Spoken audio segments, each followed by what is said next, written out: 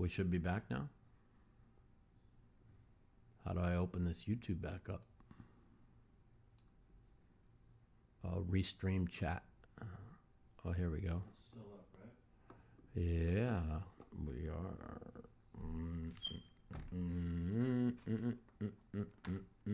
But I don't see anything coming across.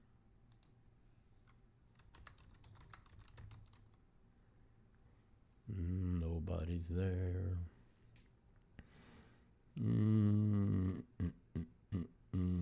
Oh, yep, they're there. All right, so back up. Apologize, we somehow lost connection. But anyway, so this is my gut feeling on Tampa. I just think Atlanta sucks. I mean, no Kyle Pitts, no fucking Patterson, and Marcus Mariota sucks, and their defense sucks. And I know Atlanta plays hard, and I give them a lot of credit. They play hard, but this is the week that you watch the Tampa Bay, the team that will go to the Super Bowl in the NFC. They are going to lift off this week. I really feel pretty good about it. So, anyways, those are the two I'm really kind of all in on. I'm also looking towards Cincinnati. This line opened 2.5. Not sure why the line moved to 3.5 to cross 3. Cincinnati offensive line last week was fantastic. I got this team, right in the as a Super Bowl contending team. The way Baltimore lost last week, getting shut out second half. I'm not, the fact that they had a 23 lead. You got to remember, Buffalo's missing their whole secondary, and they still shut them out second half. So, I mean, I like Cincy. Anyways, those are the three I got. The Eagles 5 on the road against Arizona. Interesting. They got the Cowboys on deck at home. Do they come a little flat against Arizona with the Cowboys on deck? Dallas was the team I really wanted in every card last week, and it was because of the reason why I thought they would lose to the Rams this week, because I said they had to win. They had to be 3-1 going into the Rams. If they lose, they're 3-2. Dak comes back, and now if they beat Philly, they're one game back with the tiebreak advantage. So that's why I loved Dallas so much last week. I mean, to think that was my reasoning I liked Dallas so much last week. And so there's no reason for me to take Dallas this week, because I liked them last week for the reason that I thought they would struggle in the Rams. The Rams coming off of a game where the 49ers just dominated them like they do every time they play. So I don't think DeVos has anything on Brady. I thought Brady looked great last week. It's not his fault when the team. I mean, Kansas City had been waiting 2 years for that game. I mean, let's be honest. That's where I made the mistake. I thought they played last year, and they didn't. So this was payback. They were coming. And with that said, this is why I'm leaning a little bit towards the Raiders this week. It's hard for me to take the Raiders. If that goes to 7.5, it's probably going to be shout out to Tasha, MA2 wife, listen to the podcast. So this is another come flat week. And so is the Bills. The Bills with that awesome come from behind win over Baltimore, now laying 14 points. Do you know if you took 14 points in the NFL, every time there was a 14-point spread, you'd be retired? I mean, you could just print money. So Pittsburgh is a pretty big line there in a spot where Buffalo could come flat. And you got to remember, Buffalo's missing a lot of their back-end pass defenders. So if the kid comes in and plays with no fear, it's pretty obvious Trubisky was playing scared, playing not to fuck up. Kid comes in and plays with no, I'm not going to be I'm not going to be putting no Buffalo on my car or anything. I mean, so Survivor's very interesting week. I'm staying away from Buffalo. I think everybody's going to be on Buffalo. I've got 2 remaining.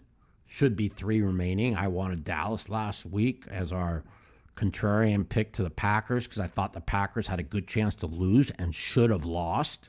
And so it's a miracle. I still have 2 survivors left. And we ended up with Pittsburgh instead of Dallas. But in all fairness, I mean, Pittsburgh led by 10 with 7 minutes to go. They didn't, I mean, it was, and Green Bay looked dead. So, with that said, it is what it is. Not sure what I'm going to do with my survivor. I mean, it was up to me. I know the Saints need this game, and I know Seattle ain't winning back-to-back on the road. I know this is not a good football team. I want to use the Saints. Then in case there's an upset, we move on. I don't think the Saints can lose this week. Whether they cover, I think they win big, but they don't have to. Anyways. All right, that's football. Poker, I really haven't played this week. Had Yom Kippur, Tuesday, Wednesday, Jewish holiday. I fasted. I actually put on services and did my own thing at home. Basically, I played only a few hands of poker. One of them was one of the guys in a game that people like to play with, wanted to play with me last night. It was late. I had to be up at 8 in the morning, so I jumped in for a couple of rounds and basically stole a pretty big pot with 10-7 of clubs. Very first hand, I posted behind the button, flopped the flush draw on 2 overs. I check raised it, bet flop, bet turn, bet river, and that was it. And that was what I won. I won like 2,200, I think, if I'm not mistaken. So I'm up like 2,700 for the week. Really haven't played much. Geno Smith sucks. And listen, the Saints have a great defense. If you haven't watched the Saints defense this year, you're missing out. Their offense has struggled, but it ain't going to struggle against the worst defense in the league. I mean, Detroit missing their 4 top skill players scored 45. Okay, Denver went up and down the field. Russell had 350 yards passing in that game. They fumbled at the 1 twice. Atlanta put up 30 against them. They're just going to score at least 25, and the Saints ain't good. They ain't getting more than 10. 25-10 Saints. You'll see. Anyways, we're done with football. Where are we at? We're talking. Let's take some phone call. Well, let's talk about the world. In case none of you are paying attention, Joe Biden's put us on the brink of a nuclear fucking war. Russia blew up their own pipeline, and they want to the lamestream media is trying to convince everyone that Russia blew up their own pipeline, their only bargaining chip, the one that makes them all their money. When Joe Biden is heard on tape saying they're going to take it out, the Secretary of State Blinken said this is a tremendous opportunity. With the pipeline being gone, give me a break. They fucking did it. The people, whether you like, where's fucking, what's his name tonight? What's his name? Brandon? Where the fuck's that motherfucker? Yeah, I don't know. He's overseas.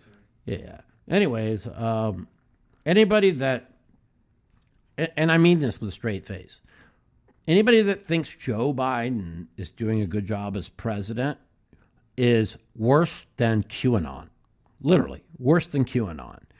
Like, by the way, speaking of, let me take a look at something real quick, you guys. Does anybody know how Daniel's doing? There was 3 people left. I'm sure they're head up now. There's a reason why I'm going to tell you why I want to just take a look how Daniel's doing here. Just take a look. Hold on 1 second. Oh, they're still 3-handed. 1.4 million Littenberg, 2.4 Petroglio, 3.3 Negreanu, race for 7-6. Okay. I was telling Daniel last night, I had a dream that he won this. And when Daniel said he had pieces left to sell, I literally almost bought 10,000. And I came within an eyelash of doing it. And now, after I saw that handy one early on and then pretty much lead this tournament from start to finish, I think he's going to win. I mean, we'll see. And just this 10, 20. So Daniel's sitting on 75 big blinds. Other guys, 50, 60, Petrangelo, and 30. It's anybody's ball game. It's a long ways from over. These guys are all going to play small ball. I saw Bonamo go out fourth, and I thought that his play was an atrocity. I mean, how could you open shove the button 40 big blinds with 2/8? I mean, I don't give a fuck. There's not one GTO player that's going to defend open 40 big blind shove. Okay? Just, I'll be playing a lot of live poker. I've been playing live poker. I might be on the stream. I might be streaming in LA next week or going back to Chicago. I'll let you guys know, though. Yeah, Daniel's been playing well. And we've been talking like all week, every day about how good he's been playing. And that's another reason why I really thought that he was going to do well. He told me that he was like 83% in like 3 hands. He got broken, and another 74% in 2 others, and he's playing great. And he's the type of thing about Daniel is he'll let you know if he's not playing well. He's not the type of guy that'll just say, he'll let you know if he didn't play well. So, I just felt like he was going to win it. I had this premonition. I literally had a dream he won it, and then then when he sit there and said there's pieces still available, I almost bought 10,000. I thought Alan Cunningham bought 900. I mean, I should have bought at least a couple thousand. I usually when when something like that happens, it's like I did with Scotty Wynn when he won the tournament. I had a dream he won the World Series in 1998. I'm really shocked I just didn't call Josh and tell him I won at least 5,000 worth. But hey, is what it is. I hope he wins. Yeah, going back to, I'm kind of all over the place, going back to the world. People need to be very aware of what's going on and how the media is covering this. We are pushing the bear. This is what they do. I mean, they start wars to try and unite the country. They start wars before elections, That's what they do. I mean, these people are sick. I mean, they want to take out Putin, and they don't care what. Yeah, you have to follow. Why is our government buying $300 million in radioactive medication in case of nuclear burns? I mean, and 300 million worth. That's enough to send to people in Ukraine. They're expecting, when they're pushing them. I mean, this is pretty bad. People need to really understand. It's true. The Western media will be the official reason we'll all be dead soon. So I agree with that. But I've been saying for 5 years now, the media is so corrupt. Did anybody see Kanye West on Tucker Carlson last night? Anybody who's a Kanye West fan, even if you don't pay attention to politics, you should really, really, you should literally YouTube Kanye West Tucker Carlson interview last night, and it was absolutely unbelievable. Like, this is a man who's a multi-billionaire who literally talks about really how Hollywood and the elites want him to think.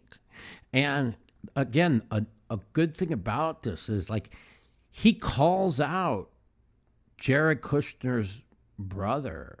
He calls out how all they care about Jared Kushner and his brother are making money, and they're spoiled, rotten brats, And he says, and Trump's my friend, and Ivanka is his friend, but he was like honest. He goes, "This is what I think of them," which, there's a good chance he might be right, and even, it was really, this is why you can't say, oh, he's a far right crazy now. He would be far right crazies would be all in on Trump, right? And says the media, yeah.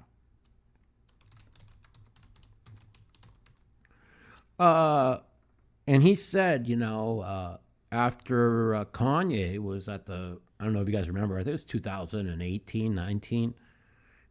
He was at the Oval Office, and then the very next day, he talked to Trump on the phone and said, "Well, thanks, Kanye. My approvals with blacks went up 40% the next day."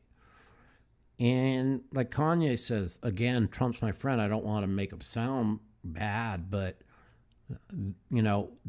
that's what blacks are. What are we? We are a ratings bonanza. Is that what we are? We are. That's not how you talk to somebody, but we all know that's how Trump is because he's an idiot. Oh, part 2's on Tucker right now. Okay. Well, it's probably over. It started at 5 off, over at 6.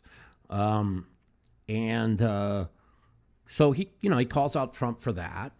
And of course, the main reason why he was on there is, in case you guys haven't seen it, like Kanye went with Candace Owens to a fashion show in France, and said they wore shirts that said "White Lives Matter," and his reasoning of wearing the White Lives Matter shirt is really, it's just true.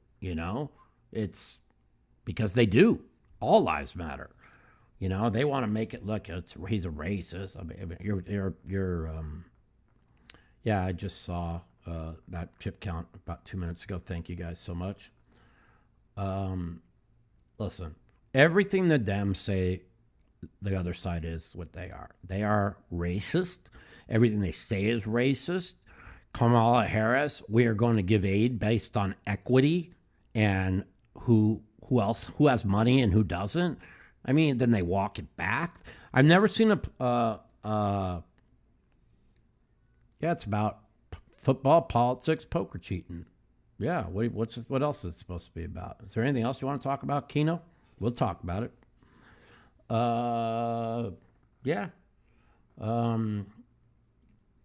He didn't put down the Jews at all last night. He said, they always say, we, the Jewish people, okay, which he has plenty of respect for, the Jewish people, okay? People need to stop calling black people a race. He says, we are black people, okay? He made it, and I kind of agree with what he said about this, by the way. And so, no, I don't believe he put down the Jewish people. But see, that's the media. Like you just said, Kanye put the Jews last night according to reports. That's what you just wrote, David. Okay? This is what the media does. They spin things. They are going to try and turn everyone against him.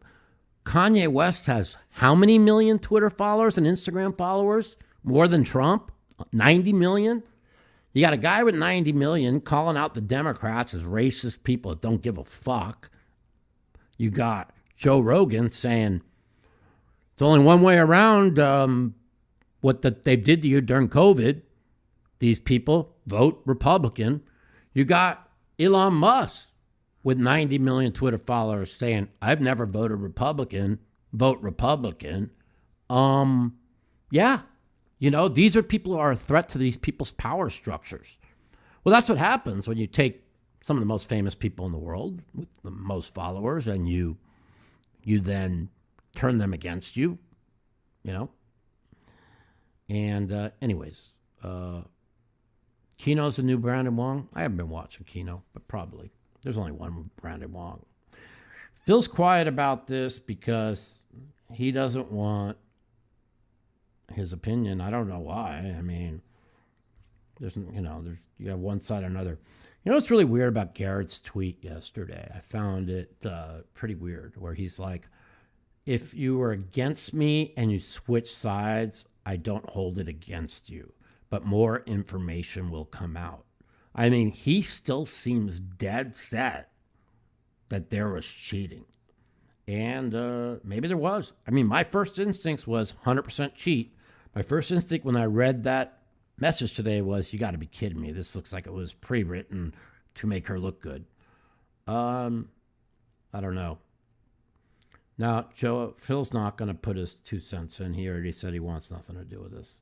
Anyways, let's open the phone lines. Let's take some phone calls. We could talk football. We could talk politics. We could talk the end of the world. We could talk Kanye. We could talk me and poker. I think I'm up 2,700 this week. There's still Friday, Saturday, Sunday. Tonight, Saturday, Sunday, I'm going to play. Hopefully I'll win. I don't play. I'm not going to lie to you guys. I play in a game that's pretty good, but I don't try and kill the game. I'm afraid to get kicked out. I win enough, and I don't want to murder the game and get kicked out. That's the truth. And but if they want me to start buying in deeper and play more hands, I mean, all right, then I'll start punishing people. But I'm just being honest. That's all. Anyways, let's light up the phone lines. We did a lot of talking for over an hour.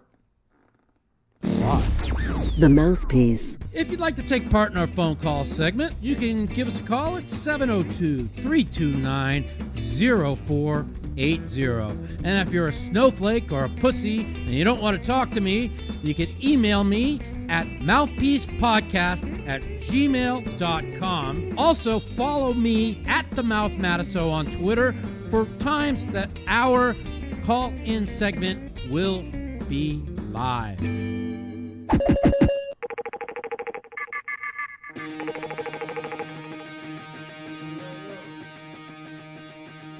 Interesting. 702-329-0480. Give us a call. We'll talk what you want. I'm watching the Poker Go stream. Petragula with 2 5s, bet 120,000. I don't know how Lichtenberg's going to fold here. It's 3-handed. He's calling. There's no doubt he's calling. He's not raising this, is he? No, he just called. Or did he raise? Well, he raised. Interesting. Like, I don't understand this raise. Like, it just doesn't make any sense to me. Like, what do you expect to get called by? Ace high, a 6? I mean, it's a small raise.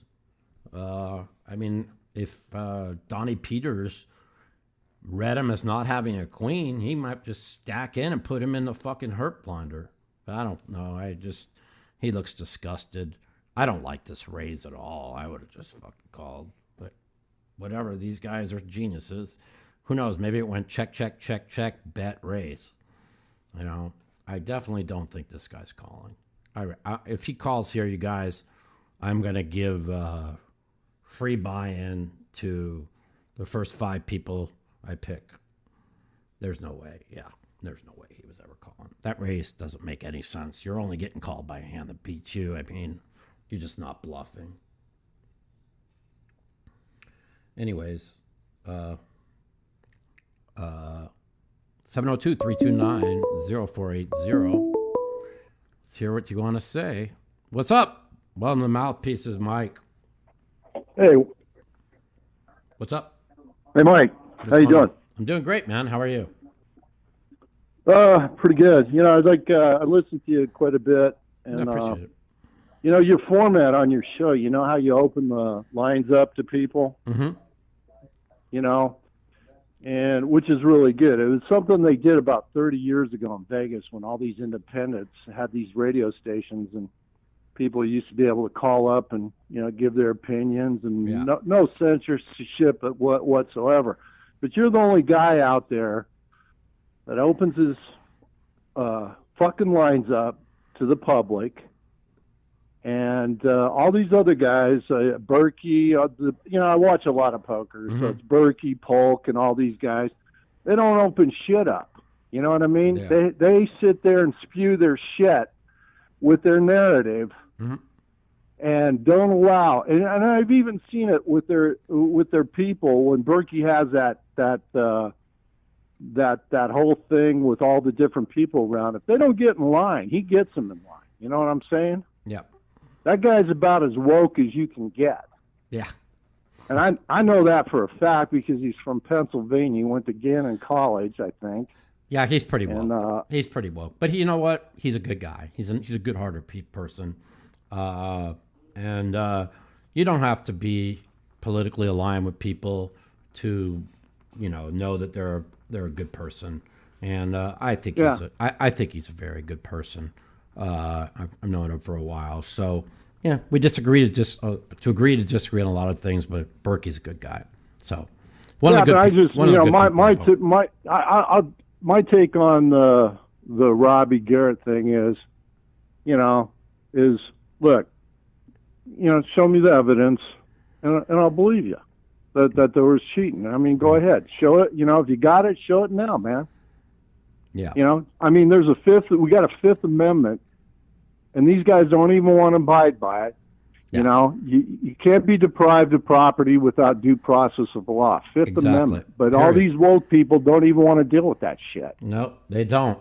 This is why Elon Musk buying Twitter is a must. You have to have dialogue on each side. You're innocent until proven guilty, and now you are guilty until proven innocent. I mean, social media convicts you that's why the Johnny Depp trial was so big for people who are wrongly accused. You know what I'm saying? It's just that's just what it is. You know what I'm saying? Well, I'll tell you, like I used to call, like I said, I called in a few years ago. Well, I used to call in all the time, Half the time I didn't even know what the fuck I was talking about, probably, which I didn't. But you know what? I connected politically with a few people. In fact, I even got to meet. I don't know if you heard of him, Aaron Russo, movie producer. Yeah. He managed the Who. He also managed Bette Midler. And look, I'm nobody. I'm not a rich guy. And I didn't hang with the guy, but I got to know him because of what I said to him on the phone. And I even helped him. He died of cancer, about 13 years ago. Great guy. I mean, unbelievable guy. Rich as hell. And good friends with Jack Nicholson. In fact, Jack Nicholson used to do his radio promos for when he was running for governor. And so I went into his office one day, get all this literature, because I was really promoting the guy, at work, everywhere I went, because I love the guy. And so I asked him, I said, hey, how did you get Jack Nicholson to do your radio promos? I've never heard Jack Nicholson do shit for anybody. And he said, hey, look, he's one of my best friends. He said, the guy, I've known him for years. Yeah. And he said he's coming up. And he said, if he comes to one of my rallies, I'll introduce you to him. I said, hey, that'd be great and all that shit. But anyway, the guy ended up getting, unhealthy, cancer and all that shit, and the guy died, unfortunately. But there was a truth back then. The guy was about the Constitution. That was a big highlight. But now, this is like 17 years later. There's no talk whatsoever out there about the Constitution. Yeah. Well, it doesn't mean shit to anybody. I want to bring up something where in Chicago, starting the first of the year, they're going no cash bail. Okay. And they say, well, we're just following the Constitution. You're innocent until proven guilty. Okay. But, and again, these are two things that kind of correlate. So hear what I'm saying now. Okay. Yeah. When the Constitution was written, you're innocent until proven guilty. When you were arrested of stealing something, you had court and the trial was the next day. Okay. So are you really going to let these violent criminals on the street or people that steal and rob cars and just stay on the street and just terrorize people. Again, the Constitution says innocent until proven guilty, and that new law is based on the Constitution, okay? Now, the reason why I bring that up is the Second Amendment, the right to bear arms. Everybody back then had like a revolver, a bayonet, which one shot, 2 shots, that's it. Now they have these automatic rifles, you know what I'm saying? So I somewhat agree a little bit with on the left's narrative of, well, everybody should be allowed 2 guns, 1 revolver, 1 rifle, and that's it. I mean, I don't think we need anything else on the street. And they're like, well, don't tell me what I could shoot, But the Second Amendment says, well, they're not taking away the Second Amendment. They're letting you can still protect yourself. Why do you need machine guns to protect yourself? So, again, if you adjust the Constitution for how the weapons have developed, right? And the right wants to say, you can't take any of our guns. Okay, fine. You want to stick with that? Well, then you can't say, oh, the people in Chicago are crazy and New York for no cash bail and letting the criminals on the streets. Well, the Constitution says innocent until proven guilty. That means you can't hold them in jail until they have a fair trial. Do you understand what I'm saying? You can relate the two and upgrade it to modern times. Me personally, I think that they should never have no cash bail. I think they should hire as many police officers as they can. I think every governor should come down super hard on crime. Fentanyl, I agree. You sell fentanyl and you kill somebody, you get the death penalty. Fuck you. You know what I mean? I think you got to get tough on crime. And I also agree with the left. I don't think they should take people's weapons off the streets, but there's no reason to sell anything but a revolver and a hunting rifle. Just being honest. That's my opinion. This thing about wiggling around the laws and all that, it's been going on. I mean, I was reading about the 1880s, and there was a lot of progressiveness around the 1880s. Yeah. We want more power, we want more, and then they had all these court cases. 1895, the Pollock decision. They challenged the federal income tax, and they threw out the federal income tax on the Pollock decision. Even the president of the United States accepted the Pollock decision because Article 1, Section 9 says representatives and direct taxes must be apportioned. That provision of the Constitution has never, ever been repealed. In spite of what everybody says, the 16th Amendment repealed that provision of the Constitution, which it never did. And so everybody runs around. In fact, the people down in Laughlin, Nevada, about 30 years ago, used to badger Harry Reid. And I know this for a fact because I knew the people down in Laughlin. And this never got any publicity or any shit like that. But I knew that Harry Reid was getting pulverized because he grew up in Searchlight. And he knew a ton of people down in Laughlin. So he had to listen to those people. Right. And so eventually Harry Reid got caught up in a trap, and he had to tell the truth. And it is on YouTube. Those people down in Laughlin used it against him. He finally had to agree that the federal income tax is voluntary tax. Yeah. And he did say that. Yeah. Harry Reid's the worst human being. Harry Reid to say that is, I'll give you what Harry Reid is. Lindsey Graham on the right is the worst human being alive, maybe. And Harry Reid was in that category. I mean, I tell people all the time, as bad as Pelosi is, as bad as Schumer is, as bad as Adam Schiff is, this fucking Lindsey Graham scumbag, he just goes where the wind blows, wherever. I mean, he was John McCain's best friend who hated Trump. Then he died. Then he was Trump's best friend. Now he's fucking wants to go to war, pushing for war. Dude, he's a fucking dirtball. Nah, Ted Cruz ain't near it. Ted Cruz, I kind of like Ted Cruz. I don't know. Anyways, we got some other calls. I appreciate the call. All right, yeah, take care, man. And, Bye. yeah, take it. 702-329-0480. 702-329-0480.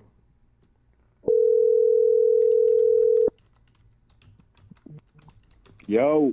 What up? Welcome to Mouthpiece. Is this really Mikey the Legend? It is. Who's this?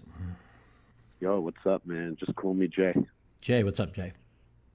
I'm following you for 20 years, bro. You're the best. Thanks, man. I appreciate it. And I mean it. You know what bothers me? You don't get your due.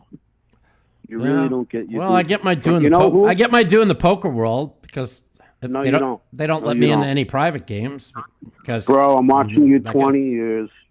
Every time Negreanu was on TV, he talks down to you. Every time. These guys, maybe Phil shows you a little respect, but the rest of them, they don't show you respect. Berkey wouldn't even have a show if it wasn't for Mike Mattisell. Exactly. The guy talks down. You know, these are the things I tell people all the time. All the young kids, they would have nothing. They weren't around when there was 25 of us going to the first World Poker Tour event. Then there was Ridiculous. 50 of us. Then there was 75 of us. I mean, we sat there and busted our asses. I mean, Phil Hellmuth had a vision. Him and Mike Sexton, way higher vision than I had. And they made if there was no Phil Hellmuth, there would be no poker today. So why does everybody bash the guy? Whether you like how he plays or not, it doesn't matter. If there was no Phil Hellmuth, there would be no poker the way it is today. He It's today's society, worked his bro. ass off to promote it, and so did Mike Sexton. God bless his soul. Well, then how are you going to get into the hall, bro? How are you going to get in? Probably not You need gonna. to get in. I don't think I'll get in. You know, That's bullshit. I mean, you know, they got to put. If I died tomorrow, I'd be in. You know. Yeah, well, that's bullshit. Yeah. You, well, it is who what it is. wore their heart on their sleeve more than Mike Mattisell? Who? Yeah, nobody. When you threw the Listen. chair, when you lost in that championship with the Kings, and you hit the king and you still lost. Remember that How one? about the fact that every World Series I take between 500 and 1,000 autographs in a 6-week period. Okay, do you think there is one person in poker that's not in the Hall of Fame that takes No way. even 1/10 as many as that? Like how many people you You think it's your personality and your politics? It's more probably maybe it's politics. I don't know. I think it's more the fact that they want to say, well, the players decide. Yeah, the players decide. That's why Todd Brunson somehow got on the ballot and was in on the first ballot. And as great as a cash game player Todd is, and he is a great cash game player. Before he's Mike not, Mattisell? he's I mean, not in the. what's his- He's not in. I played with him every day for years. He wasn't. I owned He's them. I great, but he crushed got them. in on heritage. He got in on name recognition. Yeah. He didn't get in on earn. Yeah. And I'm not. By the way, I'm not even just blowing you up. I'm No, talking from it my is what it heart. is. You know, it's. I respect you, man. You keep your holiday. You have pride. You're a stand-up guy. Every guy turns to you when there's something to talk about. Yeah. They come to Mike for advice. They don't talk about that stuff. Yeah. It's not cool. You know, listen. Anyway, go ahead. Here's the difference: is there's probably no. Well, first of all, there's, I think, all but. I don't think there's one player that's been to the main event final table twice with 4 bracelets, 5 WPT final tables, and I've only had 2 losing months playing cash in my life. Like, there's great tournament players. Like, Carlos Mortensen got in, one of the best tournament players in the world. I love but that guy. he was a great no-limit hold'em tournament player.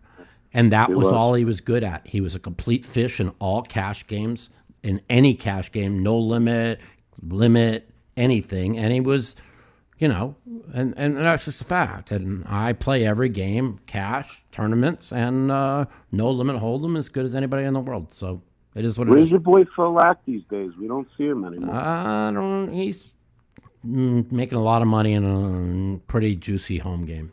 So, Okay. anyways, Okay. I got to get going. I appreciate you calling, and Just thanks for last listening to the thing, show. you got to know this girl's got to be up to something. Come on, bro. My instincts first told me yes, but now I just don't think so. But we'll see. I don't want to play both sides of the fence. I was 100% sure cheating for 36 hours. Then I moved to 85% no cheat. Then I moved to 50-50. And now I'm 60-40 one way or the other. Did you see Doug Polk's video today? Yeah, but all Doug wants is clicks. Do you see? understand. Did you see? Let me ask you something. Did you see any? Did you see any Doug Polk videos about his place getting robbed? Of course not. All he cares about what make Doug Polk. Doug will do whatever he can to get the most clicks and make himself. I don't know.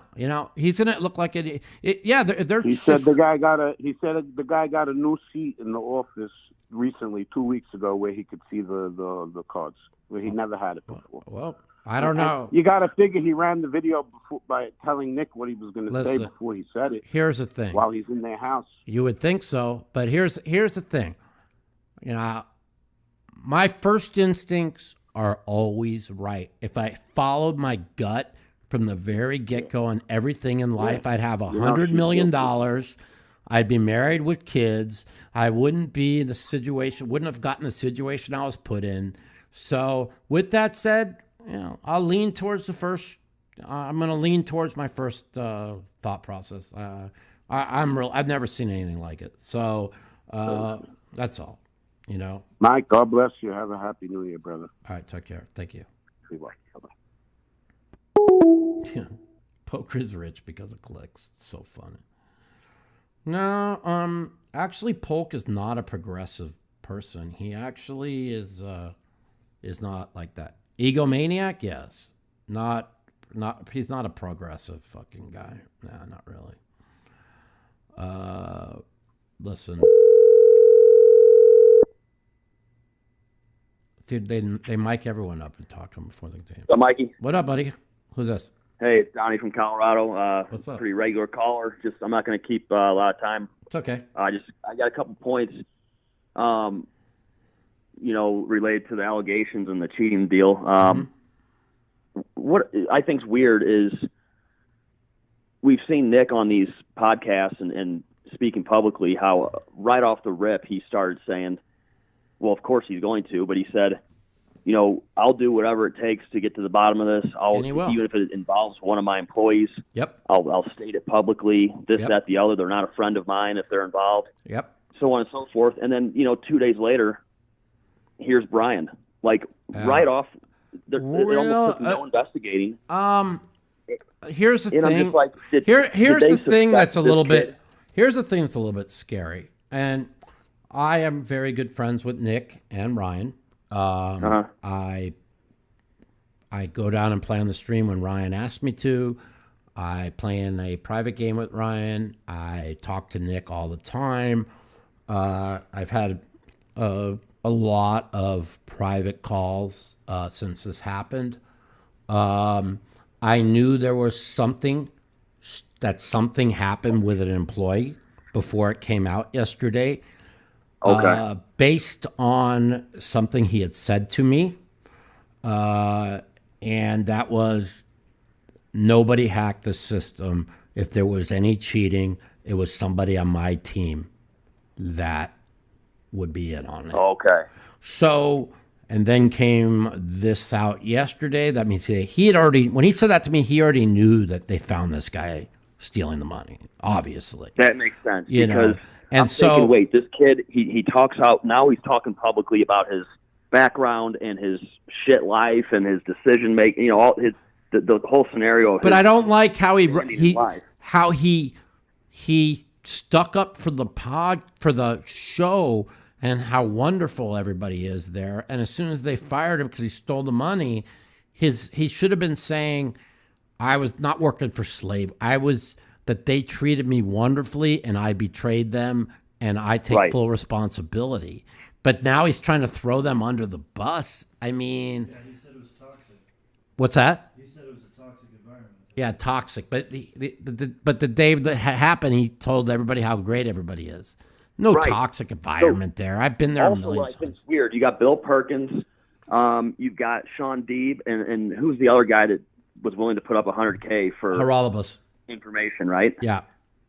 Now, if this 24-year-old just got access to, he's claiming that they pay him, $15 or $20 an hour, which whatever, why would they give this kid access to behind-the-scenes information and whole card access? Well, the guy's been there since the very beginning. Now, what I don't understand is how you don't do a background check on. I mean, the guy's, Right.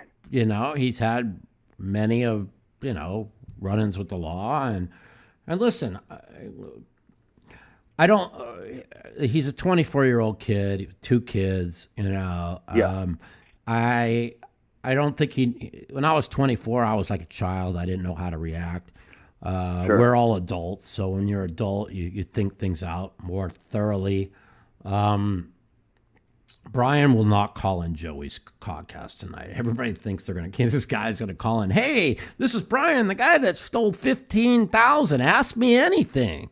Yeah, okay. Well, sir, but what I think, so if there was more to the story, I guess where I was headed with this, with the bounty that's out there, it's up pushing $250,000 or more. I don't know what it's at this point. Wouldn't this kid, if he knew the insides of the operation per se, wouldn't he immediately get on and collect Really? several $100,000 if he knew there was a scam? No. Do you know if you're caught stealing $250,000? I mean, that's like major felony. That's it's like if you think 15,000 is a felony, what do you think $250,000 is? Well, right. So he would have to out himself, I guess. Right? Saying. He's gonna out himself and go to prison? Are you fucking crazy? Well, couldn't right. probably you couldn't give him all the money in the world to do that. How many people are part of that team? Do you have any idea? It's only like 4 people, 5 people. I mean, it's a small team. I mean, you got Ryan, you got the announcers, and you got like 2 other people. It's like 5. It's not a big team. It's like 4 people, 4 or 5 people. I was thinking there might be a way for him to, sneak through the cracks and paint the story and collect the bounty potentially. But listen, there's listen, I don't know. I go by Nick's. When Nick tweeted out last night, it's a really good tweet. He goes, "This is off the record." He goes, everybody in the poker world, all they care about is likes and clicks. Nobody gives 2 fucks about somebody's life being destroyed or getting to the bottom of things. I mean, right. That's it. It's like, yeah. I'm just trying to figure out how an employee who has probably been, because I've been there, when the stream ends, the employee counts down everybody's stacks so they know what was won and lost. Okay, that's what they do. It's a natural process. So who knows? This guy might have been stealing 1,000 here, a couple for a long time, and nobody was even. Listen, when you don't just steal the 15,000 one time, okay. But the thing that I do agree with Haralabos and a lot of people is, like, I was joking with my lawyer today. I'm like, here, you want to take? I owe you some money. Here's a couple flags, right? Oh, I said, never mind. You can't cash them anyways, right? 10K, like, yeah. how is somebody who's cashing the 15,000 in chips, right? You need approval. He's docking it off at the 2040 tables. Doesn't matter. You can't get $5,000 chips, okay? Right. You can't go to a table with 15,000 in chips, because when you go and get change for them, they know if you've collected them or not. See, that they used to be back in the day. We used to just throw lots of flags and cranberries in our boxes, and when everybody gave us cash, we gave them, or they'd give us chips, we'd give them cash when people wanted to cash out, and that's kind of how you went around the bush back in the day. But now They keep track of every fucking flag everything's computerized. I mean, the IRS, they're coming for your life, Right. man.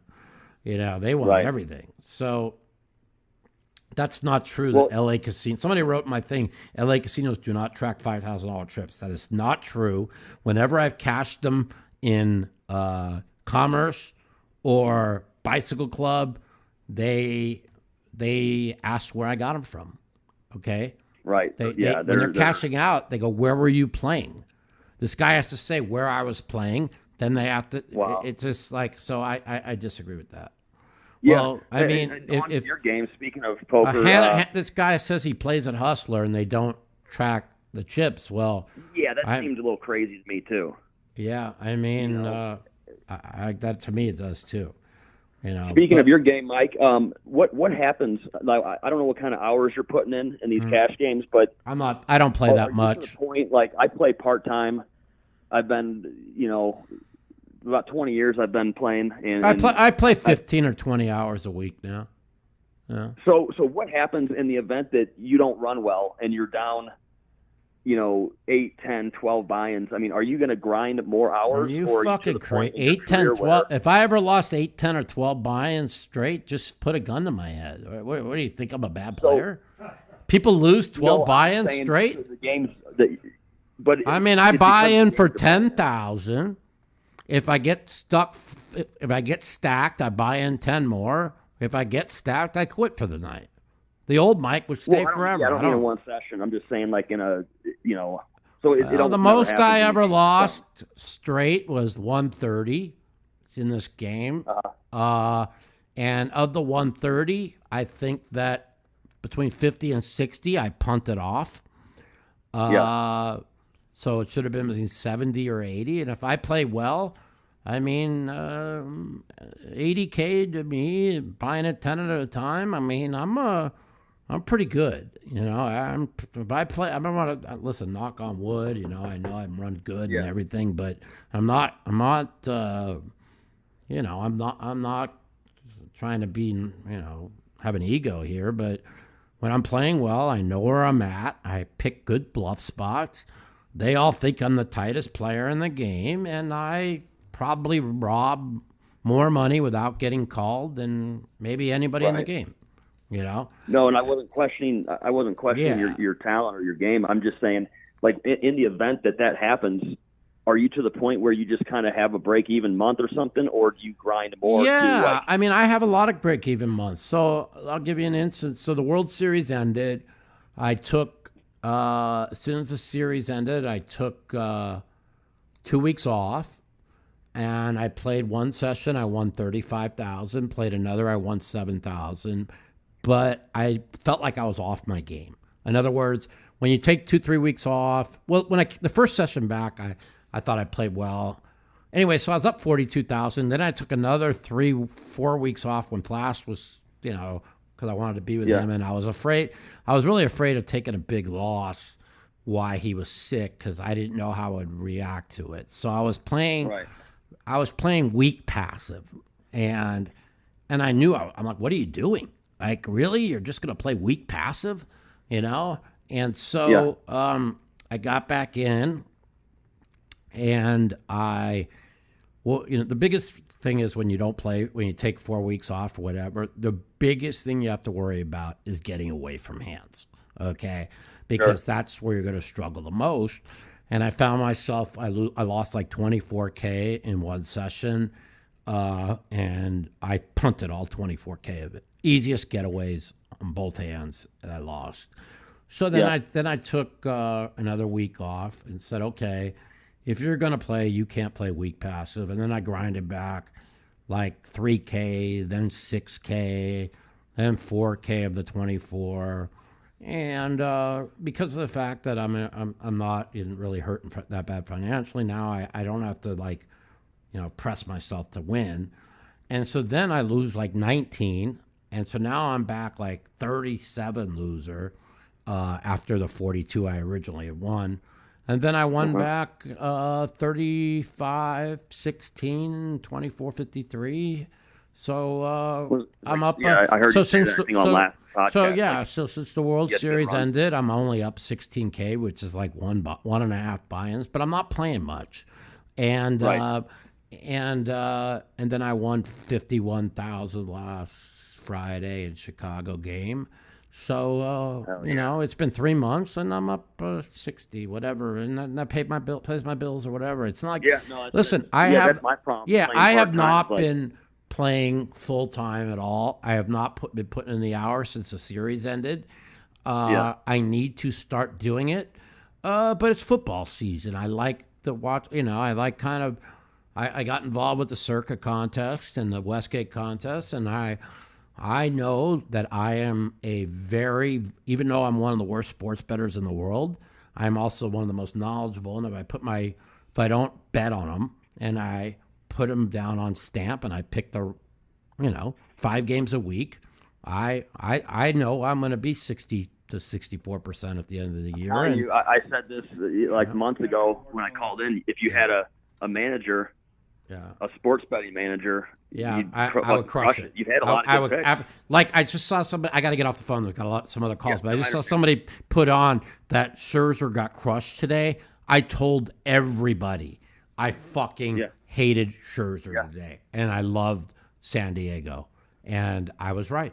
Yeah. So he's been and the Mets. Last thing I want to say before I head out, and I'm not. This isn't a laughable topic, but if a guy with a knife on the strip can do the damage he did yesterday or whatever it was, right?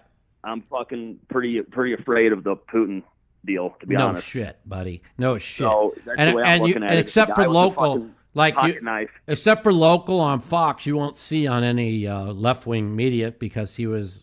Anytime a black person kills multiple people. So what's a crackhead with a pocket knife, and you got Putin with nukes? I mean, we are in it's a dire situation. The worst problem isn't that. The worst part is we have a dementia patient that is shaking hands with air, and calling out dead people.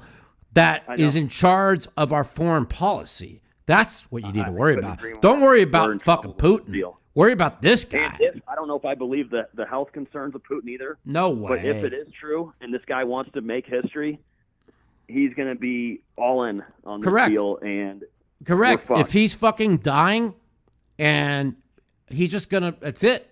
He's got nuclear weapons that'll take out the United States in less than 3 seconds, and vice versa, and the world's over. So the fact that they're poking this guy is pretty scary.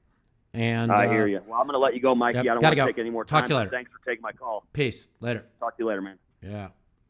Anyways, I liked San Diego today. Yu Darvish been great. Max Scherzer has struggled down the stretch. Anyways, I'm hoping 67% to win the contest. So we'll see how I end up. What's up? Hello? Welcome to the Mouthpiece. Hey, what a pleasure to speak to you, man. We're down here in South Florida. We don't got much, but we got a little bit of internet and phone, so that's we good. caught you on YouTube, and we thought we'd call up and see what's going on with you, big guy. Yeah, man. How are you doing, my man? Man, we're hanging. We didn't get it too well. We got flooded, but, I mean, as far as the wind, I tell you what, my people, I'm in Inglewood, and I got people that deal down at Fort Myers and stuff, and everything's just, what a bomb, you know? Yeah. I've been retired out of the military now for 5 years, and I've seen a lot of shit happen, and you know, you don't see the real shit on the news. Unless you're there. That's just like with war. People think like this is a fucking game, okay? This is real war. People are fucking killing each other left and right for territory. I mean, it's a bloody fucking war. People think it's like a video game. No, that hurricane ain't a video game. War is not a video game. The one side doesn't say they're launching nuclear weapons and it's, everything's fine. Okay, no, we're all fucking dead. You know?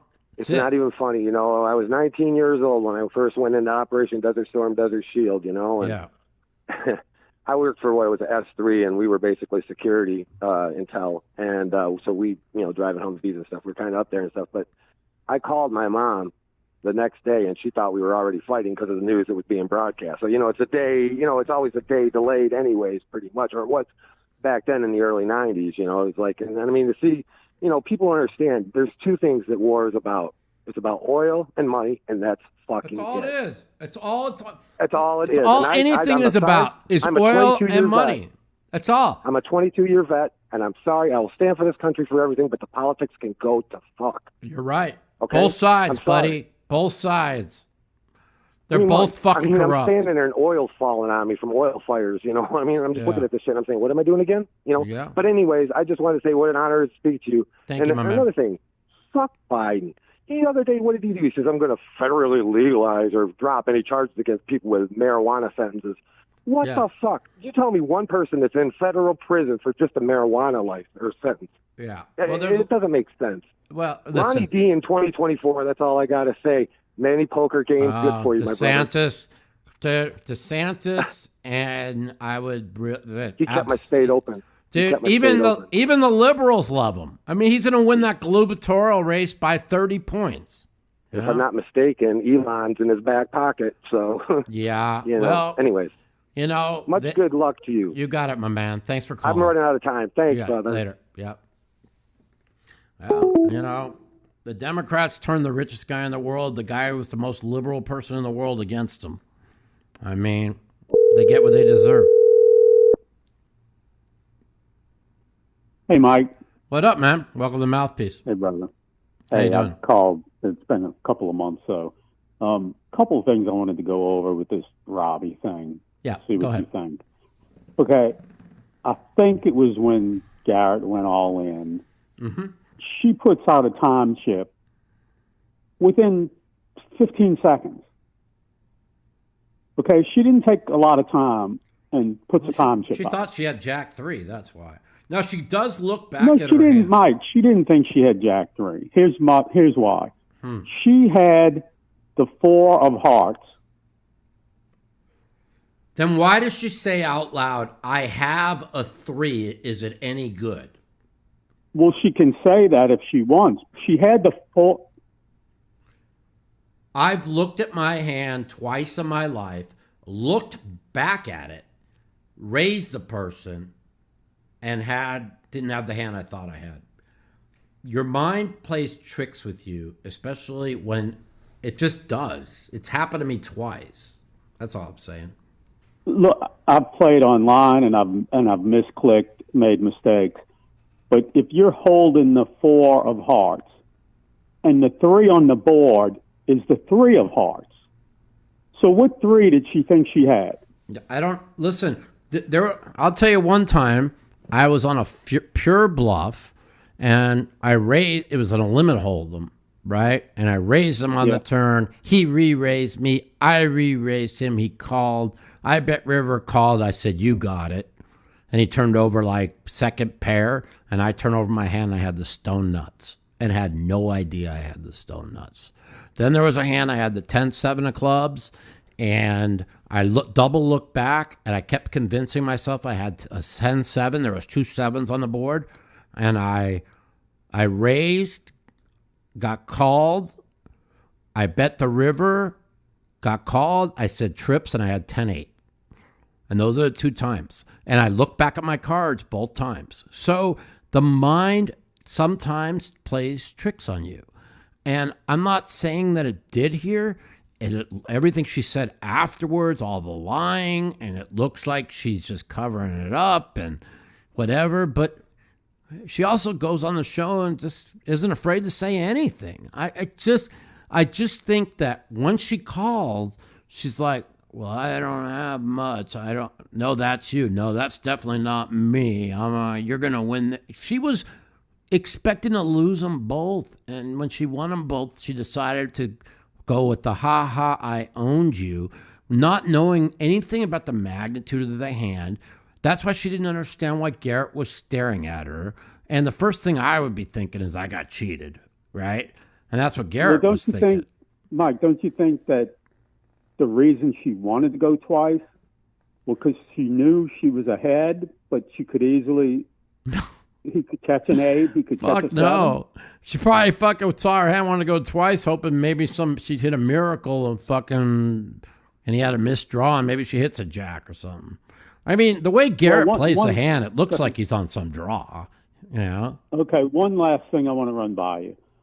Okay, I go to the track a lot. Okay, and a good friend of mine's a sports writer down here in New Orleans, and we were at the track one day, and he left. He effed up and left a $600 and something voucher on the machine. Okay. He comes back to our seat. There's maybe 30 people in the place. After about a minute, maybe, he says, "Oh shit, I left my voucher." He goes up, the voucher's gone. He goes straight back to the office, right? We know the manager and everybody. Mm-hmm. She looks on the tape and sees who went to the machine right after him, right? Mm-hmm. The guy takes the voucher, goes to the other side of the OTB, breaks the voucher up, mm-hmm. and she's got record of that now. Mm-hmm. He breaks the voucher up, he goes back to our side, and he's making bets. Mm-hmm. So she takes Jeff and goes up to the guy with Jeff, and the guy swears up and down, 1,000,000 times. He never got a voucher at that machine. Mm-hmm. I never got a voucher at that machine. But dude, if you think I got your money, I mean, I'll give you the money. Now, are you going to give money back that you didn't get, that you won legitimately, or that is your money? I'm not giving a guy $600. When you're an amateur, and she was so embarrassed to win the hand, and she was just like, it was like, she's like, "Come on, Garrett, don't be mad at me." She goes, "If you want, what am I going to do to get you back on the show?" And he says, "Give me my money back." Okay. And so she felt like I don't know, man. I mean, I listen, if this was a circumstantial trial based on circumstantial evidence, any good trial lawyer would convict her, okay, on circumstantial evidence. And I believe there's no such thing as coincidences. But I don't think some guy stealing $15,000 off of her stack and getting fired has anything to do with if somebody was cheating. Like, oh, I wanted my cut. So you don't think if he was involved in any way and he knew that she was giving the money back to Garrett, if he was involved, he was going to get some of that? If he was involved, he could just keep fucking cheating with her forever, or somebody else. I mean, think about what you're saying. Mike, if he needs the money, he wants his money right then. The guy's not. Man. I mean, you the guys, guy's a that's basket so case. conspiracy. It just doesn't make sense. You know what I'm saying? I mean, look, there's so many different ways to look at it. I was watching it at the time, and I was like, "What in the hell is she doing? This makes absolutely." And then the lies. She called 29,000 when the guy had a full house and was thinking about calling with Jack high on the river in the Queen 8 of Diamonds hand. Or the Jack 8 of Diamonds hand. If she fucking was being signaled, if had a hand, you think she's calling 29,000? She'd get the signal that he has it, and she'd fold the turn with the diamond draw. Only a guy like Postle cheats and wins every time. She makes. Oh, you're thinking this girl's just a fucking genius? Have you been watching and listening to her? Come on. I'm not saying she's a genius. I'm just saying Postle's the only guy who always made the right call, except when one time when he wasn't getting the information on his phone, and then he didn't make the right call, and he was all bent out of shape. It's too much coincidences. I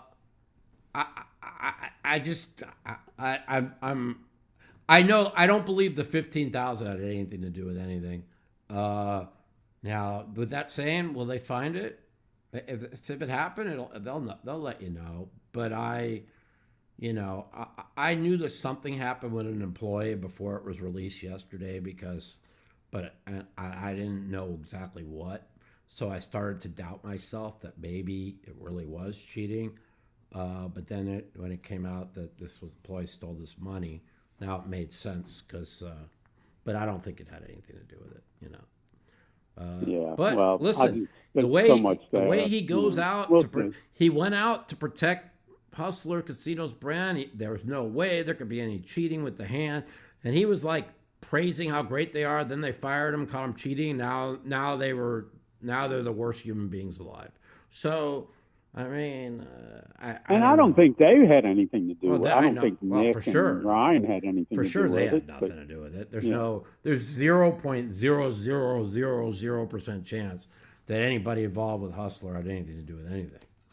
You know, but I just honestly, I mean, what's the difference when Phil Hellmuth raised and got re-raised and called with Queen 4? I mean, was he cheating? He knew Queen was coming? I mean, or whatever the fuck that was, Queen 3. I'm good at no limit hold'em. I'm just saying, people, you know, it's like, I mean, I don't know. I just can't see somebody calling off their whole stack. That was everything. She was all in. Garrett had 800 behind. She was all in on this bet on the Jack. I just think it's more likely. I think it's more likely her brain tricked her that she had something else because it's happened to me, and that's why she was like she was laughing and like, you're gonna win this. I don't have much of a hand, and I don't know. I mean, it sure sounds like it sure looked like she was cheating, but I don't know. My first originally, just remember, Phil Ivey had the stone nuts when he was bluffing, got called on national TV and said, "You got it," and mucked his hand. You know? I saw that. I mean, it happens. People, and how many times do you think Phil looked back at his hand? Probably 2-3 times. It just happens. I think she was too embarrassed, and just the way, she had zero idea the magnitude of the hand. I mean, that's why she won. I don't know, man. I just look at how long, Mike. She looked at her hand for 25 seconds. I know. I mean, I'm sorry. I agree. I mean, if you had to put a gun to my head before I started thinking like a normal person, I'd say, hey, you know, she cheated. I read that message that Brian. Why is Brian a guy? Why is she even getting messaged by a guy who stole $15,000 from her? Like, the whole message makes no sense. You know, they might end up being right. You know, they might end up being right.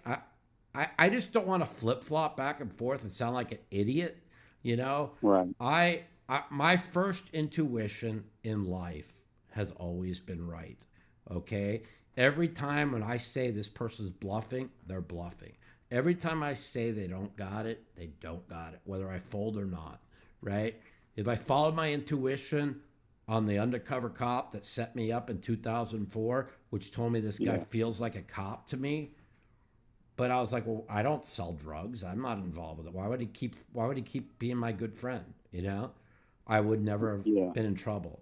So, well, I just thought from with that said, I mean, it makes absolutely no sense. Whether I'm no right, sense calling up your whole stack on Jack 4. Well, I mean, she had to know she had a 4, not a 3. I just don't believe it. I can't believe it. I've put people on certain hands. What's funny is the poker world's like, oh, well, most poker players don't put people on exact hands. Really? I do all the time. I know exactly where the two cards are, right? I mean, I'm playing in a cash game in Chicago, right? I raised it 4x 400 on the button with 9s. Small blind call, big blind call, right? First thing I said to myself, I don't know what the middle blind has, but I think the fucking small blind has like queen jack. That's the first thing I said to myself. Flop come 8-9-5. I flop top set, and I go for almost full pot, 1,000 into 1,200, right? Small blind calls. I'm like, well, he definitely has to have jack queen. It's jack 10. He would have probably check raised flop. It's a wet board. I don't think he would have just check called with jack 10. Just don't put a 10 out there. And 10 rolled right off. He checked. I checked back. I checked back second set because I put him on this exact hand. Now the river card comes a blank and he bet 3,000. And I said, but I'd already showed the guy next to me my hand, so he was sweating me before the flop. And I didn't want them to kick me out of the game for making this ridiculous fold for 3,000 with fucking set of nines on a 10-9-8 5 deuce board. So I'm like, I know you have Jack Queen. I just know it. I said, but I showed Stu my hand, and I don't want you guys kicking me out of the game if I show this. So I'll give you the $3,000. And I called and he showed me Jack Queen. Okay. And I'm like, yeah, I knew it. And Stu's looking at me, my friends, he's like, how could you only lose $3,000 in that hand? I said, better yet, how could I have lost more than 1,000 in the hand? That's how much better I am than people when I'm locked in. I have a gut instinct that God gave to me that gives me the ability to just know when they have it and they don't. My problem is because I got cheated by Russ Hamilton in 2005 and 6 and 7 that I lost the ability to follow my reads because I went many years without pulling the trigger. I'm finally pulling the trigger a lot more by going with my intuition. But if I just follow my intuition in life, it's always right. And my intuition on this hand from the get-go was cheat. When I read that message today, I said, this doesn't make sense. So I'm back leaning towards cheat, but it just doesn't make sense to me. And I'm not, it just doesn't nothing makes sense about the hand. It just doesn't, Yeah. Look, I really appreciate your time. I like your show, and good luck to you. Thank you so much. Have a great weekend.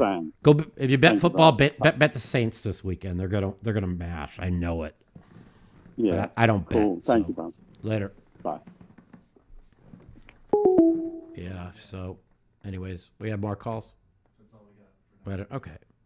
Well, 7:15. We've been on for 2 hours. 702-329-0480. If anybody wants to call, we'll take one more call.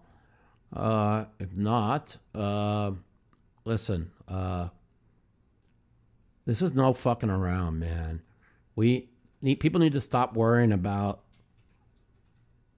poker bullshit Twitter, who wins, who loses. We need to start worrying about a dementia patient in the White House that's going to start World War III because he doesn't even know where he's at. And this is no joke. So, and Elon Musk knows it. That's why he's trying to come up with some kind of solution, since we don't have anybody with making any diplomatic fucking phone calls. All right, we'll take this call. Welcome to the Mouthpiece. This is Mike. What's up, Mike? What's going on?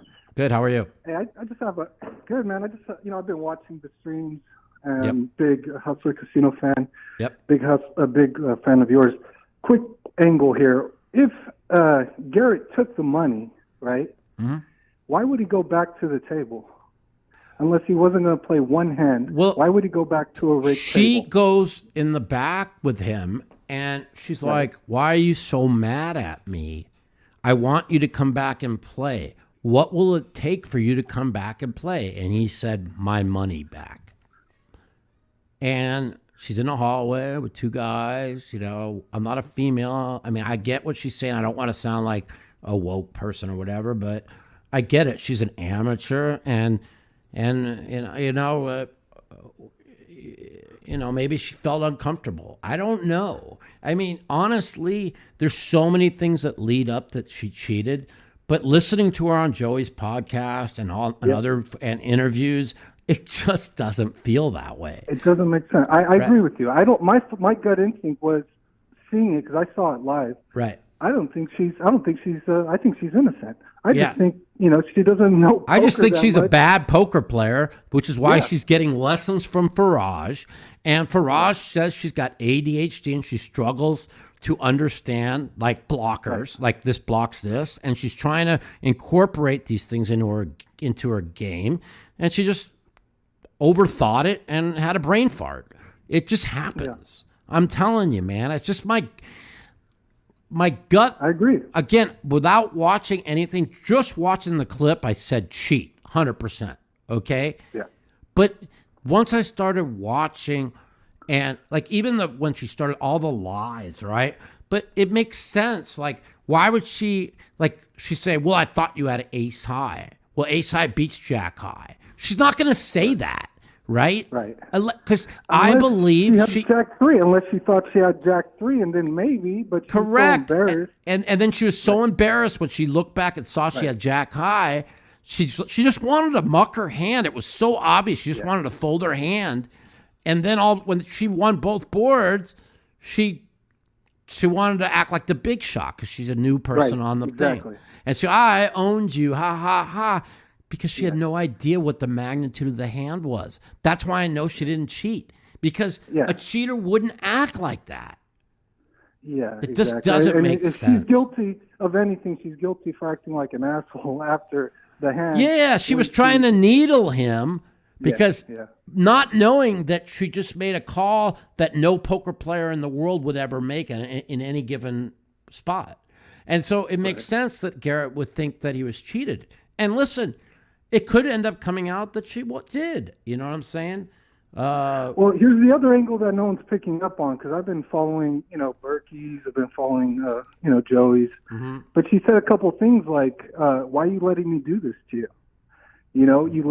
Don't play me. Why you let me do this to you? Now, if she was cheating, or she has some inside scoop on the hands, that is something. But again, why would a cheater even say that?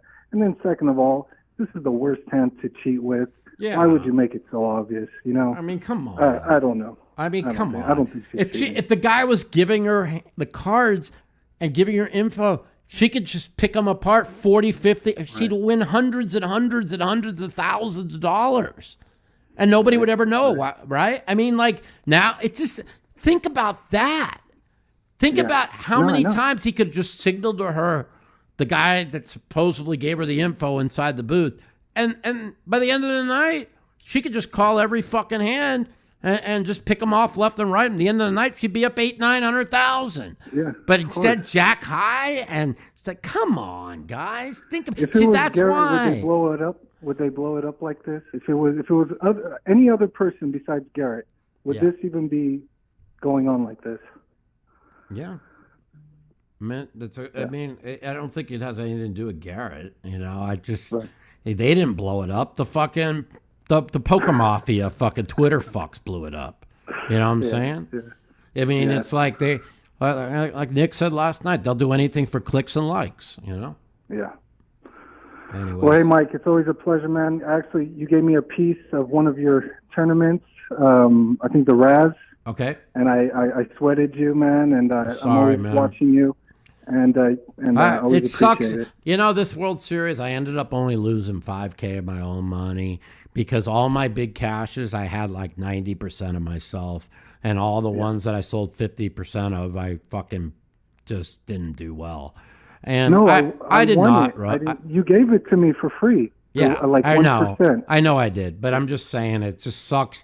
I really put my, I was dealing with what I was dealing with. And your cat. With the cat and stuff. I thought I played pretty darn good. The first 2 weeks I didn't play well. Doctor got my brain leveled. I thought I played really good the rest of the time. Played 5 no limits, cashed 4 of them, and made a final table, finished 30th, cashed the main. I was locked in on no limit. I should have been playing no limit, way more no limit during the series, but I just love the 10K mixed game events. And that's just it. And, another thing that people are saying, and I know Garrett's getting destroyed and stuff, but if you really felt you got cheated, you're going to think that. But also, as much money as this guy's made, where 99% of the poker world would suck a dick to be able to play in this game week after week and have the lifestyle he has where he's 100 to 1 the best player, he should have took it just like Alan Keating does when Alan Keating puts $150K in with 9-4 offsuit, laughs about it, and rebuys. Okay, that should have been the way it was acted, and that's why Garrett's taking a lot of shit. And listen, I think rightfully so, man. You give it to an escrow, you give it to Nick, you give it to you don't take the money back. I mean, if he doesn't give the money back and it comes out she's supposed to take this. Well, he donated it to charity. She told him whatever happened after this is resoluted, she wanted the whole money donated to charity. So, it is what it is. All right. All right, my man. All right. Thanks a lot. Have a good one. Appreciate it. Later. You too. Bye. What was the question? The question was regarding the hand. If you know that the jack is good, would you still call knowing that he has 20 outs? That's why I know that it wasn't cheating. If I knew the jack was good, I'm not putting 129,000 in 53.48. Sorry, not doing it. That's it. If I saw his hand, I wouldn't call. That's why I don't think it was cheating. Like I said, I definitely jumped the gun, and maybe my first instincts are always right. Maybe I'll end up being right, but if I ended up being right, I'll say, well, keep following your instincts, Mike, and that's it. Let me get this call. What's up? Welcome to Mouthpiece. How's it going? Oh, hi, yeah, Mike. It's Daniel from Mexico. How are you doing tonight? Good, man. How are you? I'm good. I just wanted to talk a second about that Robbie. Do you think there's one chance in a million that she was able to cheat on her own? No. Zero. Okay, so she can't cheat on her own, so she needs a confederate outside the game, outside the room, in the room, whatever the heck it is. It has to on be, the table. It's like 98%. If there was cheating, it had to be from somebody inside the booth. That's it. Okay, now, yeah, so, but this had to be pre-planned, obviously. Why in the world, if you were ever going to try and cheat, would you take Robbie as your point man? And call off with Jack High. Yeah, but if you're setting this up as a cheat, the specific hands are not part of it. It's, I'm going to put Robbie in there to cheat. She's the point man. She's going to be doing the cheat. Well, I mean, there's just no way you'd ever pick a woman with that kind of experience. That's kind of the person you'd really want to cheat if you think about it, because it looks like she doesn't know what she's doing, and it makes it a lot easier to cheat. You know. Well, you could argue that, Mike, but on the other hand, you don't want to draw attention to the fact that you're cheating. You don't want to draw any attention. You just want to sit there in the weeds, pop out, grab some money, pop back. And I don't think Robbie's the one that I would want. I would want, I know this. She became somebody with no followers and maybe like 10 followers to an instant celebrity through the whole country. I mean, they were talking about it on Howard Stern. It was on the front page of the New York Post. Okay, or a second page, whatever. LA Times put out some today. What's that? LA Times did an article on it. Oh, LA Times did an article on it today. So, I don't know. I just believe it was a brain fart. It just doesn't make sense that it was cheating. At first, when somebody says, look at this hand at Hustler Live, 100% cheating, right? Then I got on a three-way call with me, Helmuth, and Adam Friedman, and we all came up with our own conclusions again. And I was convinced there was cheating. And then the more I thought about it, it just seemed impossible. But hey, listen, I don't want to play both sides of the fence. If it ends up cheating, I'm not going to say I told you so. I'm going to say my instincts are still, my intuition is always right. Okay? I don't remember the last time my intuition was wrong. Now, there's times where I used to like have dreams that I win a certain poker tournament and I would always win it. Or even when I had a dream that Scotty won the World Series and I staked him in 98. Or, but then the last 2-3 times that my intuition told me I'm positive I'm winning this tournament, and then I get knocked out. So, my intuition ain't what it used to be. Either that or I just used to be, I don't know. Man. Yeah, don't forget, Mike, the competition's getting stronger. Yeah, I mean, is it really? I mean, I win more. Yeah. I don't know. I seem to win more percentage of the times I play now than I ever did. I don't know. They don't seem harder to me. You got all the players playing the exact same because they're being taught the exact same. They're all fucking learning charts and And solvers, I mean, if you know exactly what everybody's thinking, isn't it pretty easy to exploit? Yeah, I think you got a point there. And if you look at Daniel here in the super high, the $300,000 buy-in, he told me last night. He told me last night how he was going to play today. Okay, and I don't want to say it, but the way he said he was going to play, nobody has charts to understand how to play against it. And you know what I said to him? The way he said he was going to play and how he's going to play certain hands, I said, absolute bingo. I actually told Phil and somebody else that that's how you should play today. So when he told me what he was going to do and how he was going to do it, I thought it was a good idea. Just remember, he's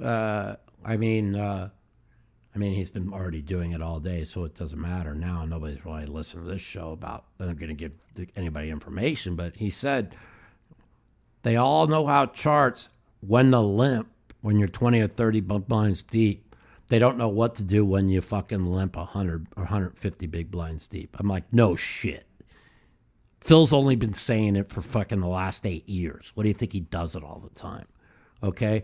They can't 3-bet. They don't know if you're limping big. The pre-flop means nothing. Think about it. If they're always defending because the solver says if you raise 2x or 2.2x, you're supposed to defend all big blinds, then why raise? Just limp big hands and limp middle hands. Then what are they going to do? And limping, Mike, gives you an extra little bit of. It gives you your range. It opens your range way up. Mm-hmm. That's what I've been saying forever. There's a reason. There's a reason why. I don't know, man. It's so funny that when he said he was going to start doing it, I'm like, of course you should have been doing that against Doug Polk. Like, who give a fuck? Like, just keep limping against him. The guy never folded. Keep the pot control, right? Pot control. I mean, and you're going to just... and once he realizes you're playing nitty tie, then you open up and you start raising and he thinks you have it. You can't... Daniel got taught to play exactly like Doug Polk was playing for fucking 15 years. Like, it made no... Like, you don't fight fire with fire. You fucking... fight fire by fucking limping a whole range of fucking hands and always playing in position. I don't know, man. I mean, I truly believe Daniel made a huge mistake against Doug.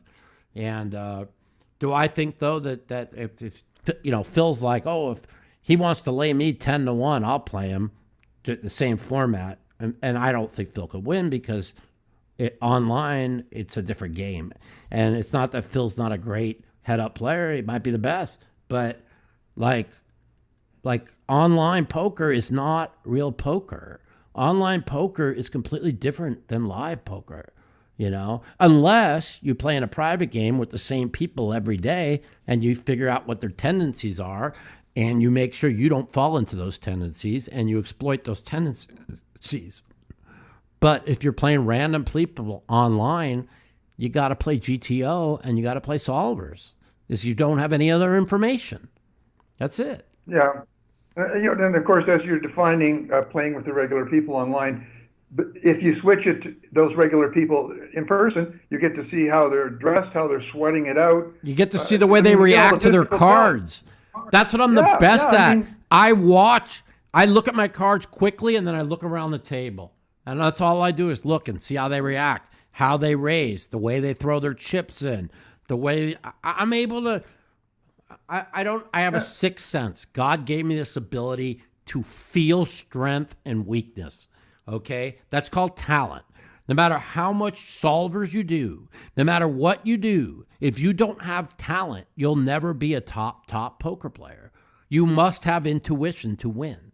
Period. Now, can you learn solvers and learn GTO and be a winning online player? Of course you can. You'll be a winning live player, but you'll never be a person that makes big money in the biggest games unless you have intuition. Impossible. This is it. So, I see Daniels act up to the lead. 3.1, 2.2, 1.8, 3.3, 2.1, 1.7. 50K big blinds. So Daniels got, let's see, 250. Daniels got about 75K to about 50K, 50 big blinds. And again, the structures always catch up to everybody. That's why it doesn't matter how good you are. You could be if these guys are all 10s and I'm at 8, it would take 10 years for to show the difference. Do you understand that? It's whoever gets cards wins. That's just it. That's just it. And that's why the egos in poker are so fucking funny. Now, this Pietrangelo, I mean, he's proven that he's the most consistent winner in the high-stakes field. I mean, he seems to win year after year. You know, Bonomo had the one big year. The German kid had the one big year. Madonna last year, big year. But Pietrangelo, he's there year after year. So, you know, he must be doing something right. You know. Yeah, well, you know, in poker, the cards can make you look pretty stupid sometimes. Wow, look at this. Big hand for Daniel. He just turned the nuts. And Pietrangelo has king-queen. This is a very interesting hand. Check, check, flop. Bet turn. He's definitely going to be called down here. This is a very interesting hand. Let's watch this hand together. Interesting what Pietrangelo, he just calls. It's like he's supposed to. Like Pietrangelo needs... Wow, that's a fucking death card for Pietrangelo. Daniel might go real big here if he thinks that... I mean, there's no way this guy has a full house. He's going to raise all two pairs. He's raised and turn with the board so draw heavy. So let's see what Daniel's size is here. I think Daniel's going to go big. I think he's going to go about fucking full pot here. What are the heads up now? Oh, he checked. Wow. Daniel checked to him. Is he really going for the check raise? This is, three-handed. Mike, are they playing heads up now? Three-handed. How much did he go for? What did he go for here? He went for 3. He bet 180. I think Daniel's got a raise here. It just looks like there's no two pair he can have. He's raising. He's making it 680. I know it. Oh, he just check called him, huh? He check called him. No, he raised him. I knew it. Check, raise. How much did he raise him? Hang on a sec. He raised 400. That's what I thought he would raise him. I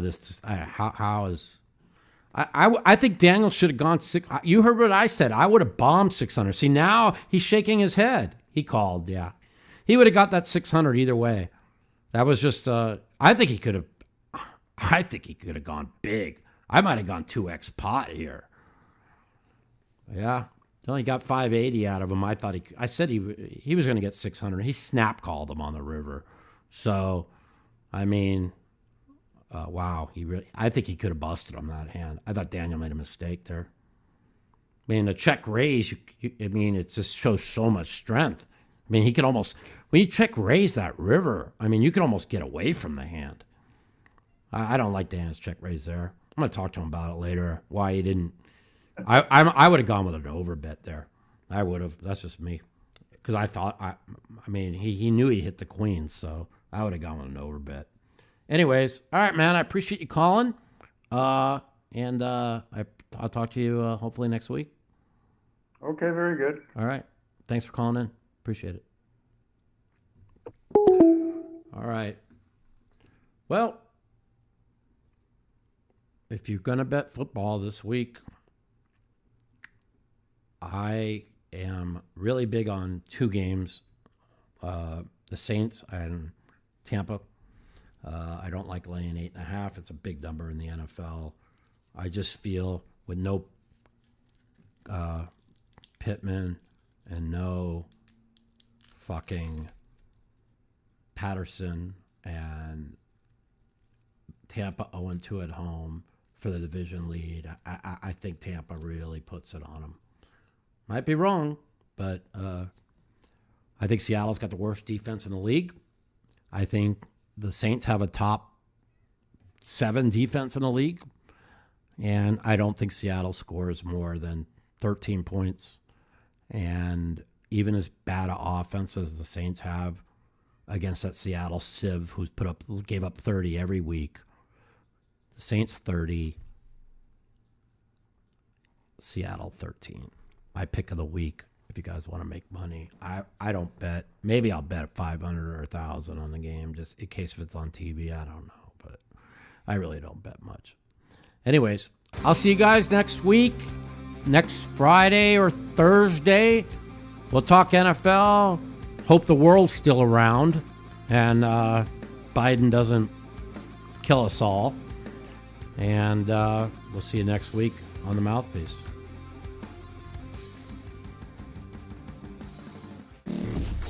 The Mouthpiece.